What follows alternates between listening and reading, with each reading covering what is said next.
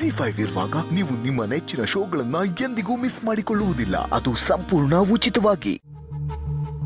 ಏನೋಪ್ಪ, ನಿನ್ನೆಯಿಂದ ಮನೆಯೆಲ್ಲ ಬಿಕ್ಕೋ ಅನಿಸ್ತಾ ಇದೆ.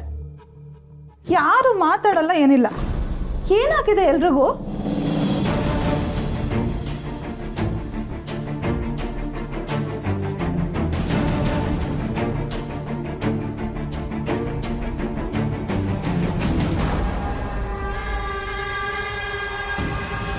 ಅಕ್ಕ, ಸದ್ಯ ನೀನಾದ್ರೂ ಬಂದಿಯಲ್ಲ, ನೋಡು ಇವರಿಬ್ರು ಮಾತಾಡ್ತಾನೆ ಇಲ್ಲ. ಅಲ್ಲ, ಏನಾಗಿದೆ ಅಂತ? ಹೋಗ್ಲಿ ಬಿಡು ಊರ್ಮಿಳಾ, ನಿನ್ನ ಜೊತೆ ಮಾತಾಡೋದಕ್ಕೆ ನಾನಿದ್ದೀನಲ್ಲ. ನಿನಗೇನಾಯ್ತಕ್ಕ? ನೀನ್ ಯಾಕೆ ಇಷ್ಟೊಂದು ಪ್ರೀತಿ ತೋರಿಸ್ತಾ ಇದೆಯಾ?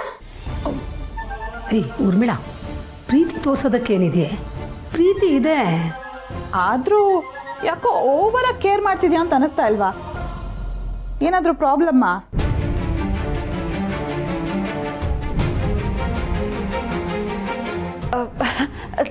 ಚಿಕ್ಕತ್ತೆ, ಪ್ರೀತಿ ತೋರಿಸಿದ್ರೆ ಪ್ರಾಬ್ಲಮ್ ಅಂದ್ಕೊಳ್ಳೋ ಕಾಲ ಬಂದ್ಬಿಟ್ಟಿದೆ ನೋಡಿ.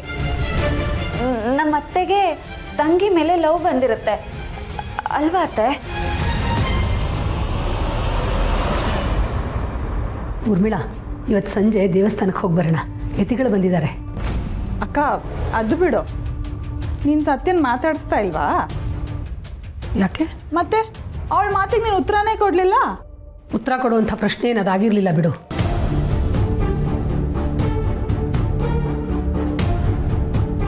ಅಲ್ಲ, ಏನಾಯ್ತು ಅಂತ ಸತ್ಯ ನೀನಾದ್ರೂ ಹೇಳು. ಅತ್ತೆ, ಊರ್ಮಿಳಾ, ಪದೇ ಪದೇ ನನ್ನನ್ನು ಕರಿಬೇಡ ಅಂತ ಹೇಳು, ಕೆಟ್ಟ ಕೋಪ ಬರುತ್ತೆ.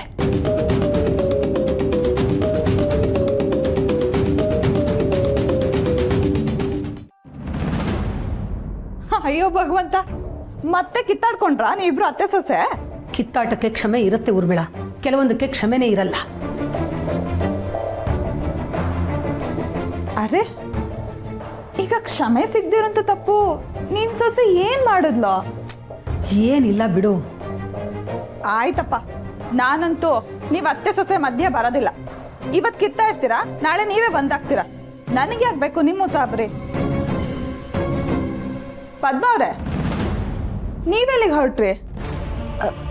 ಅದು ರಾಯರಿಗೆ ಮಾತ್ರೆ ಕೊಡೋ ಟೈಮ್ ಆಯ್ತಲ್ಲ. ಹೌದಾ? ಹಾಗಾದ್ರೆ ಈ ಕಷಾಯನ ಭಾವ ಕೊಟ್ಬಿಡ್ತೀರಾ? ಏನೂ ಬೇಕಾಗಿಲ್ಲ. ಅವ್ರನ್ನ ಹೇಗೆ ನೋಡ್ಕೋಬೇಕು ಅಂತ ನನಗೆ ಗೊತ್ತು. ನನಗೆ ಯಾರ ಸಹಾಯನೂ ಬೇಕಾಗಿಲ್ಲ.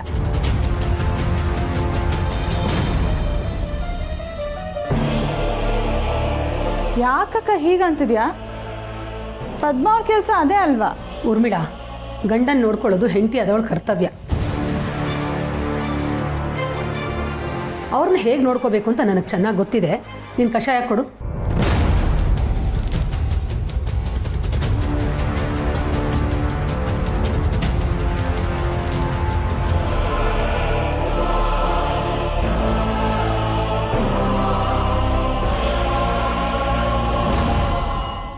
ZEE5 ಆಪ್ ಡೌನ್ಲೋಡ್ ಮಾಡಿ ಎಲ್ಲಾ ಸಂಚಿಕೆಗಳನ್ನು ಸಂಪೂರ್ಣ ಉಚಿತವಾಗಿ ನೋಡಿ.